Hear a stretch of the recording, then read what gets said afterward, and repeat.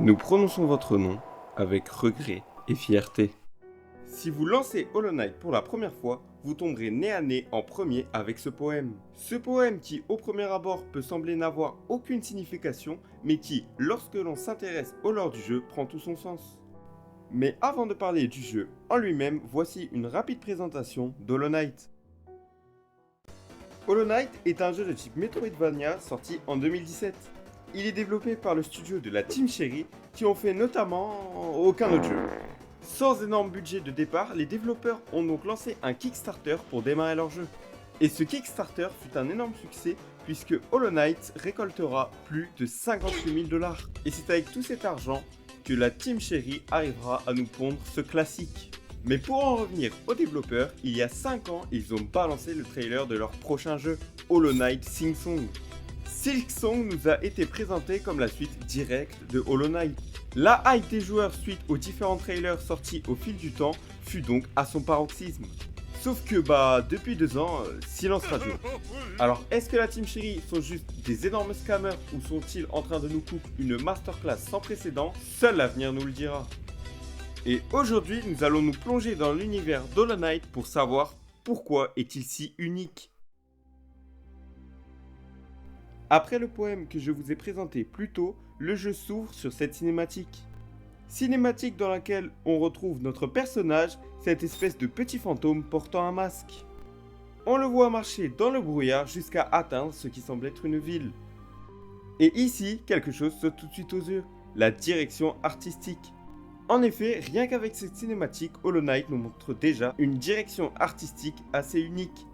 S'ouvre ensuite la première prise en main du personnage par le joueur. Ici, on se rend vite compte qu'on peut taper et interagir avec le décor. C'est après avoir cassé quelques portes que nous rencontrons enfin notre premier ennemi, que l'on terrasse assez facilement. Puis s'ensuit ensuite la première phase de jump. Celle-ci est assez facile, mais nous apprend vite que Hollow Knight étant un Metroidvania, il va falloir combattre, mais aussi savoir se débrouiller en platformer. On passe ensuite devant cette pierre qui, lorsqu'on l'examine, fait apparaître un texte et nous apprend une capacité, celle de se régénérer. La première capacité d'une longue série. Après d'autres petites phases de jump et quelques petits ennemis vaincus, on arrive enfin à Dirtmouth, une petite ville qui a l'air abandonnée. On peut alors se reposer au seul banc que l'on voit et enfin parler au seul habitant de cette ville. Celui-ci nous explique qu'il est le dernier habitant de cette ville et que sous cette ville se situe un royaume, le royaume d'Hallownest. Royaume qui est tombé en ruine, dont il ne reste plus qu'un vieux puits en guise d'entrée. Malgré les nombreuses mises en garde de l'ancien du quartier, je décide quand même de me rendre au niveau du puits et de sauter dedans. Et nous voici arrivés dans les routes oubliées, la première zone du jeu. Car oui, la map de Hollow Knight compte pas moins de 15 zones. Chacune de ces 15 zones étant unique avec ses propres décors, ses propres musiques et ses propres ennemis. Et c'est là qu'une grande qualité d'Hollow Knight ressort, c'est son ambiance. Et laissez-moi vous présenter le Mont Crystal.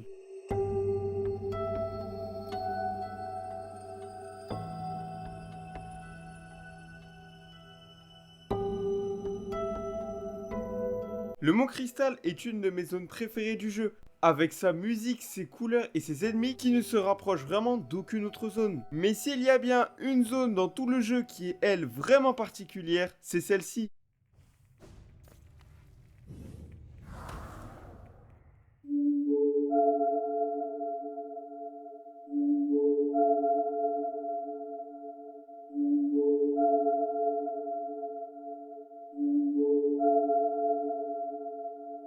Voici les abysses, une zone cachée du jeu à laquelle on peut avoir accès seulement après avoir récupéré la marque du roi. Cette zone est la seule du jeu à ne pas avoir de musique. C'est donc ce silence et cette ambiance très sombre qui rend la zone assez pesante. Et regardez-moi juste l'ambiance de cette zone. Que ce soit ce gigantesque cadavre vénérant un étrange liquide noir, ou alors que ce soit ce même liquide noir qui semble prendre vie lorsque l'on approche, ou bien simplement le fait que partout dans la zone il y ait des montagnes et des montagnes de cadavres. Cadavres qui nous ressemblent étrangement.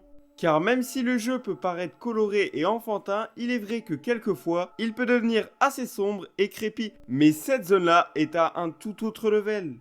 Mais ce que j'aime beaucoup avec Hollow Knight, c'est que rien n'est laissé au hasard. Si cette zone est aussi crépi et s'il y a autant de cadavres qui nous ressemblent à l'intérieur, c'est pour une bonne raison. Et voici l'une des autres raisons du succès d'Hollow Knight, c'est son histoire.